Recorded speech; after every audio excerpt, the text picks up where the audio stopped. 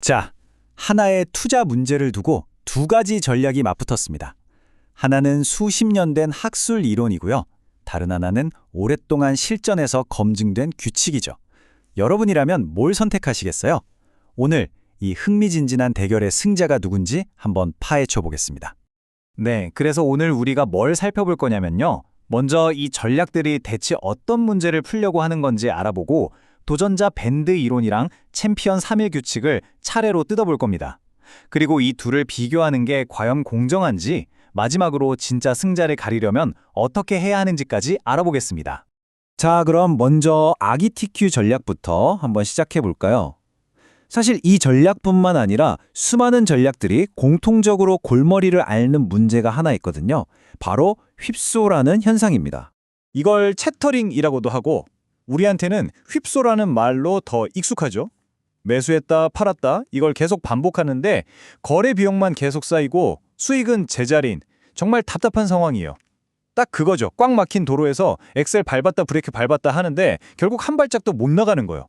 바로 이 골치 아픈 문제를 해결하겠다고 수십 년 된 학술 연구에 기반한 새로운 도전자가 나타났습니다. 과연 이론적으로 더 나은 방법이라는 게 정말 있을까요? 그 도전자의 이름이 바로 밴드 이론입니다. 대체 이게 무슨 논리인지 지금부터 한번 자세히 들여다보겠습니다. 이 아이디어의 뿌리는 1990년대 한 논문으로 거슬러 올라가는데요. 핵심은 이거예요. 거래 비용이 드는 현실 세계에서는 비중이 최저점에서 조금 벗어났다고 바로 거래해버리면 오히려 손해다. 그러니까 가만히 있는 게 최선일 때도 있다는 거죠. 그래서 나온 개념이 바로 무거래 구간, NTG입니다. 뭐랄까 일종의 관망 버퍼를 두는 거예요. 이 정도의 어설픈 가격 움직임에 굳이 비싼 거래 비용 써가면서까지 반응할 필요는 없다는 거죠. 그냥 지켜보자는 겁니다.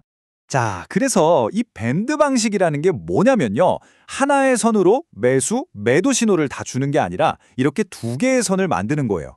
위쪽 선을 넘으면 매수, 아래쪽 선을 깨면 매도, 그리고 그 사이 회색 영역에서는 아무것도 안 하는 거죠. 이 구조 자체가 휩소 영상을 줄여주는 겁니다. 자, 지금까지 도전자를 살펴봤고요. 이제 이 도전자와 맞붙을 디펜딩 챔피언을 만나봐야겠죠? 아기TQ 전략이 바로 이 휩소 문제를 해결하기 위해 오랫동안 써왔던 방법, 바로 3일 규칙입니다. 밴드 이론이 가격의 폭으로 버퍼를 뒀다면 3일 규칙은 시간으로 버퍼를 두는 방식이에요. 신호가 떴다고 바로 움직이는 게 아니라 3거래일을 꼬박 기다리면서 이게 진짜 추세인지 아니면 그냥 잠깐 스쳐 지나가는 노이즈인지 걸러내는 거죠. 와, 그리고 그 효과는 정말 강력합니다. 이 차트 한번 보세요. 3일 규칙을 작용했더니 손절 거래 횟수가 절반 이하로 그냥 뚝 떨어지잖아요. 이건 정말 엄청난 차이죠. 자, 이렇게 도전자와 챔피언 양쪽 다 만나봤는데 여기서부터 문제가 좀 복잡해집니다.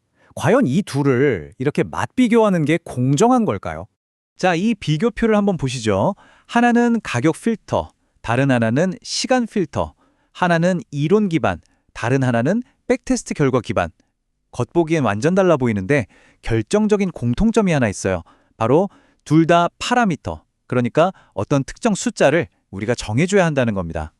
그리고 바로 이 지점이 이 모든 논쟁의 핵심입니다. 밴드 이론에서 밴드 폭을 얼마로 할지, 3일 규칙에서 왜 하필 3일인지, 그 숫자들은 결국 과거 데이터에 기가 막히게 잘 맞았던 값을 찾아낸 거거든요. 이게 무슨 뜻이겠어요? 둘 다 과거에는 통했지만 미래에는 안 먹힐 수 있는 과적합이라는 위험을 똑같이 안고 있다는 겁니다. 그러니까요, 밴드 이론이 학술 논문에 기반했다고 해서 본질적으로 더 우월하다거나 3일 규칙이 백테스트 결과가 좋다고 해서 무조건 더 안전하다고 말할 수가 없는 겁니다. 제대로 된 맞대결 없이는요. 그렇다면 이 둘의 우열을 가릴 방법이 정말 없는 걸까요? 아니요, 있습니다. 진짜 공정한 승부를 하려면 어떻게 해야 하는지 한번 알아보죠. 자, 제대로 비교하려면 이런 3단계의 엄격한 검증이 필요합니다. 첫째, 3일 규칙을 테스트했던 것과 똑같은 기간에 대해서 밴드 폭을 예를 들어 플러스 마이너스 1%, 2%, 3% 이렇게 다양하게 바꿔가면서 백테스트를 돌려보는 겁니다. 둘째, 그렇게 나온 결과들을 연평균 수익률이나 최대 낙폭 같은 핵심 지표로 비교하는 거죠.